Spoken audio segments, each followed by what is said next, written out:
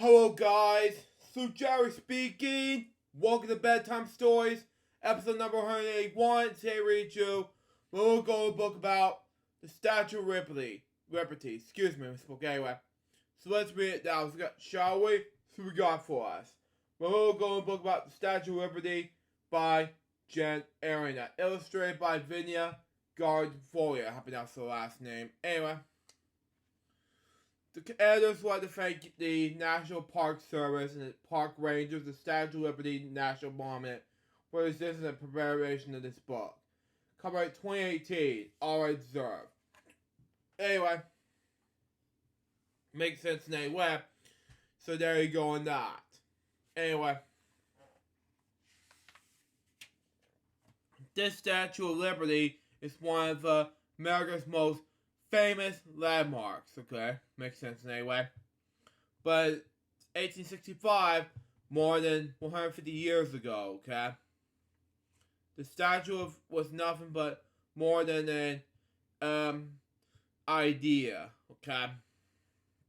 A professor in France wanted to give America a special gift for this 100th birthday, okay? Makes sense in any way. To honor the friendship between the two countries, he pictured a giant statue, a symbol of liberty. Okay? Makes sense in any way for the Columbia style of that. Comes with the Columbia TriStar logo from 1990s. You know, that's me, of course, early 2000s, which I grew up with. Next page. Anyway, the professor told everyone about it at the dinner party, okay? A sculpture was there, liked an idea, okay? Yes, it would be a giant statue of a woman, okay? Liberty was one arm raised to hold a torch, okay? A great light, excuse me, okay, right, to shine throughout the darkness. And I have to agree with that. You gotta do something with this woman, you know? It makes more sense in any way, so there you go or not. Next page. Anyway. The Statue of Liberty would be tall, 151 feet. Wow, okay. It'll be made of copper. Wow, okay. Copper was lightweight, okay. It was cheaper than the other metals, okay. Plus, copper was easy to shape, okay. But what would hold the statue up the inside, okay? The sculptor didn't know. He would figure that one out as well later, okay? With copper, the sculptor could also create the Statue of Liberty in pieces. The pieces would fit together like a puzzle. Wheel of Fortune difference, that is. So there you go. That's a puzzle piece. You have to figure out what it would look like and how it should have been in the 1860s. So there you go on that. Next page. Anyway. He started with the very important part, the torch. Okay? A team of men worked for months to get it done. Okay? What was the rush? The professor and the sculpture wanted to send the torch to America, okay? The whole statue wouldn't be done for America's 100th birthday, but one part could be, okay? Makes sense in any way. So yeah, and I have to agree with the sculpture. You can't rush art as part of Toy Story 2, so you have to agree with him 100%. At least do something, you know. That's me, of course. Next page. Anyway. In August of 1876, excuse me for the book, anyway, the torch was shown at the Centennial Exhibition in Pennsylvania, okay? It was a hit, okay? After the fair, the torch stayed in America, okay? For 6 years. Wow. It stood in New York City Park until the rest of the statue was finished, okay? Back in Paris, the sculpture worked on the statue's head, okay? When it was done, people paid to go inside, okay? They climb stairs to look out the windows in the celebrities' crowd, okay? When this and other money-making ideas, the professor raised enough to complete the statue, which just makes sense in any way. So there you go. It has to be good enough to make the statue more good. And otherwise, there won't be a Columbia Pictures logo from the we all know and love since the 1920s, you know. That's just me, of course. Next page. Anyway. And saw here helicopter in the background. Anyway. But what would hold up the statue up? The sculptor finally found an engineer to solve the problem. He turned out to be a good choice. He went out to build an Eiffel Tower. Exactly. He's at least do something about it. So, yeah. Just think of it this way, okay? It's about to be a good idea to think about the whole entire, let's say, for example, the tower to make more sense in New York, you know? I remember one time and it made more sense to make Columbia Pictures logo in the 1920s, or 1990s, excuse me. Then my early childhood days came in the 1980s, 1991 logo, excuse me, until 1993, I believe. I can't remember that logo, the last one, that logo.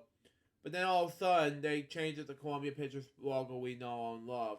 And the rainbow shows up. That's just the top ones. But there you go. That's just it, you know. That's the Statue of Liberty for you. So there you go.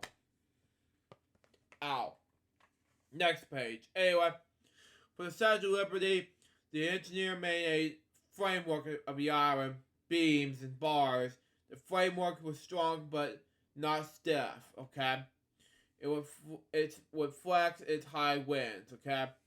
As well as hot and cold weather, okay? Statue of Liberty was finished in 1884, okay? It was displayed in Paris, and for more than a year, it was shipped in pieces to America, and I have to agree with that. At least there's something, America. Columbia Pictures should be coming out in 1926. It wasn't for the Statue of Liberty, there would have been a Columbia Pictures, as I mentioned before in this episode. Next page. Anyway, the statue will need a base to stand on. Okay. America will have to pay for that part, okay? But the United States government said no. Why not? Okay? Some people thought the statue was silly. No, it was fun, you know? Luckily, the owner of the New York newspaper stepped up, okay? He asked his readers to give money for the base. Anyway. Okay. Anyway, he promised to print in his paper for names of everyone who sent them money. No amount was too little. School kids sent their pennies, okay? Soldiers, badgers, works, farmers, and doctors gave as well. More than 100,000 people could help. Wow. Thank you very much, please. You have to at least do something about this page, so there you go on that. So yeah, it would make more sense in any way. So there you go. Next page. Anyway. 21 years after the professor's party in France, the Statue of Liberty should complete on the island of New York harbor, ready for another celebration. A huge French flag covered the face, okay? The sculpture pulled a cord and the flag dropped away. Whistles blew, people cheered. The Statue of Liberty was home. Wow.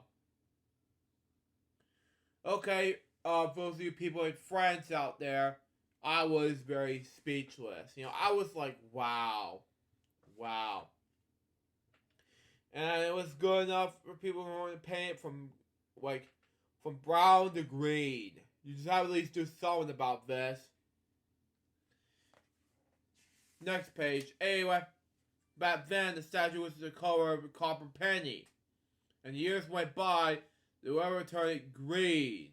Wow, okay. Lines from the poem about freedom were added to the statue in 1903, okay? Give me your tired, your poor, your huddled masses yearning to breathe free, okay? The statue can change in another way as well. Other times it became a powerful symbol. Millions of people from other countries came to New York to stop the ship, seeking better lives, okay? In the United States, some have left their homes, which, if you watch this remix, I felt worried for you, buddy. Anyway, because of war, and some have left because they felt unsafe. Others wanted religious freedom. Once they arrived in America, they became workers, okay? Business owners and inventors. They helped make America a great country. Yeah. And that's said at the end of the lyrics of the Star Spangled Banner. For the land and home of the free and the home of the brave. So there you go. It was a whole entire thing, you know. So that just makes more sense in any way. So there you go. Next page. Anyway, Lady Liberty greeted them all, okay? To these people, the Statue of Liberty stood for America, it stood for hope, and it stood for freedom. I have to agree with that 100%. So there you go on that. It should make more sense in any way, so there you go. Last page of the book is Story of Statue of Liberty starring these people. Professor E.R.D. I can't pronounce it. Labole. Anyway. The poet Emma I can't pronounce the last name. Sorry. Lars. Okay. The sculptor Frederick August. I can't pronounce his last name. Sorry. Newspaper owner Joseph Parser, okay? And the engineer is Alexandria, I can't pronounce his name, sorry, Eiffel. And it was and featuring Lady Liberty. Now, that's the last page of the book, so there you go. And that's all there is to it, so there you go with that.